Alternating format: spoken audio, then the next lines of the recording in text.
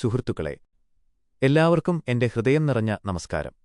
The mind heels everything, മനസ്സെല്ലാം സുഖപ്പെടുത്തുന്നു എന്ന ചിന്തയെയും പുസ്തകത്തെയും അടിസ്ഥാനമാക്കി നിങ്ങളുടെ മുന്നിൽ സംസാരിക്കാൻ കഴിഞ്ഞതിൽ എനിക്ക് വലിയ സന്തോഷമുണ്ട്.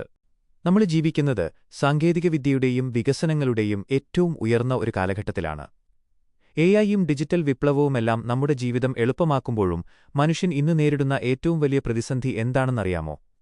അത് മാനസിക സമ്മർദ്ദവും അതിൽ നിന്നുണ്ടാകുന്ന രോഗങ്ങളുമാണ്. ഈയൊരു സമകാലിക പശ്ചാത്തലത്തിൽ ഏറെ പ്രസക്തമാണ് ഈ പുസ്തകം. എന്താണ് ഈ പുസ്തകം പങ്കുവയ്ക്കുന്ന പ്രധാന ആശയം? നമ്മുടെ ശരീരത്തിനുണ്ടാകുന്ന ഭൂരിഭാഗം രോഗങ്ങളുടെയും വേരുകൾ കിടക്കുന്നത് നമ്മുടെ മനസ്സിലാണെന്ന് ഈ പുസ്തകം വ്യക്തമാക്കുന്നു. ആധുനിക ശാസ്ത്രം ഇതിനെ സൈക്കോസൊമാറ്റിക് ഡിസോർഡേഴ്സ് എന്ന് വിളിക്കുന്നു. അതായത്, മനസ്സിലെ വിഷമം, ദേഷ്യം, ഉത്കണ്ഠ എന്നിവ ശരീരത്തിൽ രോഗങ്ങളായി മാറുന്ന അവസ്ഥ. നമ്മുടെ ചുറ്റുമുള്ള ചില സമകാലിക സംഭവങ്ങളിലേക്ക് നോക്കിയാൽ ഇതിന്റെ ആഴം നമുക്ക് മനസ്സിലാകും. വർദ്ധിച്ചുവരുന്ന ജീവിതശൈലീ രോഗങ്ങൾ. ഇന്ന് ചെറുപ്പക്കാരിൽ പോലും ഹൃദയാഘാതം, പ്രമേഹം, ഉയർന്ന രക്തസമ്മർദ്ദം എന്നിവ കൂടിക്കൊണ്ടിരിക്കുകയാണ്. ഇതിനു കാരണം മോശം ആഹാരക്രമം മാത്രമല്ല, അമിതമായ മത്സരബുദ്ധിയും സമാധാനമില്ലായ്മയുമാണ്. മാറുന്ന സാമൂഹികാവസ്ഥ.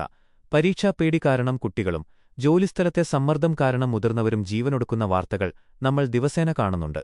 ബാഹ്യമായ വിജയങ്ങൾക്കൊപ്പം ആന്തരികമായ സമാധാനം ഉറപ്പാക്കാൻ നമ്മൾ പരാജയപ്പെടുന്നു എന്നതിന്റെ തെളിവാണിത്. മനസ്സിനെ എങ്ങനെ സുഖപ്പെടുത്താൻ കഴിയും? ഈ പുസ്തകം നമ്മളെ പഠിപ്പിക്കുന്നത് ഔഷധങ്ങൾക്കപ്പുറം നമ്മുടെ മനസ്സിന് ഒരു സ്വയം രോഗശാന്തിശേഷി, സെൽഫ് ഹീലിംഗ് പവർ ഉണ്ടെന്നാണ്. പോസിറ്റീവായ ചിന്തകൾ, ധ്യാനം, മെഡിറ്റേഷൻ, കൃതജ്ഞതാബോധം, ഗ്രാറ്റിറ്റ്യൂഡ് എന്നിവയിലൂടെ ശരീരത്തിലെ പ്രതിരോധശേഷി വർദ്ധിപ്പിക്കാൻ കഴിയും. നമ്മൾ പ്രകൃതി ദുരന്തങ്ങളെയും മഹാമാരികളെയും അതിജീവിച്ചവരാണ്. അപ്പോഴെല്ലാം ശാസ്ത്രീയമായ ചികിത്സകൾക്കൊപ്പം നമ്മെ പിടിച്ചുനിർത്തിയത് നമുക്ക് അതിജീവിക്കാൻ കഴിയും എന്ന മനുഷ്യന്റെ ആത്മവിശ്വാസവും ഒരുമയുമാണ്.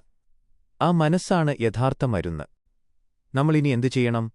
ഭൗതികമായ നേട്ടങ്ങൾക്കൊപ്പം നമ്മുടെ മാനസികാരോഗ്യത്തിനും പ്രാധാന്യം നൽകാൻ നമ്മൾ തയ്യാറാകണം. മനസ്സിന് മുറിവേൽക്കുമ്പോൾ അത് തുറന്നു പറയാനും ആവശ്യമെങ്കിൽ കൗൺസിലിംഗ് പോലുള്ള സഹായങ്ങൾ തേടാനും മടിക്കരുത്. മനസ്സ് നന്നാവട്ടെ, വരും നാളുകൾ താനേ നന്നാവും. ശരീരത്തെപ്പോലെ തന്നെ മനസ്സിനെയും സ്നേഹിക്കാനും പരിചരിക്കാനും നമുക്ക് പഠിക്കാം. നെഗറ്റീവ് ചിന്തകളെ അകറ്റി നിർത്തി പ്രത്യാശയോടെ ജീവിക്കാൻ ഈ പുസ്തകത്തിലെ ആശയങ്ങൾ നമുക്ക് കരുത്താകട്ടെ എന്ന് ആശംസിച്ചുകൊണ്ട് ഞാൻ നിർത്തുന്നു. നന്ദി, നമസ്കാരം.